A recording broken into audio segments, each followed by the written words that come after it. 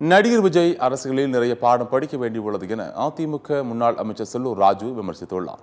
மதுரையில் அதிமுக பொதுச் செயலாளர் எடப்பாடி பழனிசாமி தேர்தல் பரப்புரை மேற்கொள்வதற்கு அனுமதி கேட்டு அதிமுக முன்னாள் அமைச்சர் செல்லூர் ராஜு மதுரை காவல்துறை ஆணையர் அலுவலகத்தில் மனு அளித்தார். பின்னர் செய்தியாளர்களை சந்தித்த அவர் விஜயகாந்த் தன்னை கருப்பு எம்ஜிஆர் என்று கூறியும் அவரை மக்கள் ஏற்றுக்கொள்ளாத சூழலில் தன்னை எம்ஜிஆருடன் விஜய் ஒப்பிடுவது தவறு என கூறினார். திடீர் சாம்பார், திடீர் ஃபாஸ்ட் ஃபுட் மாதிரி இன்னைக்கு விஜய் எடுத்த உடனே இன்னைக்கு ஸ்ட்ரெயிட்டா நான் கோட்டைக்கு தான் இருந்தேன். ஏதோ ஒரு படத்துல பாத்தீங்கன்னா படிக்க வேண்டிய பாடங்கள் நிறைய இருக்கு. புரட்சி தமிழர், புரட்சி தலைவர் எம்ஜிஆர் அவர் ஒப்பிடுவதே தவறு.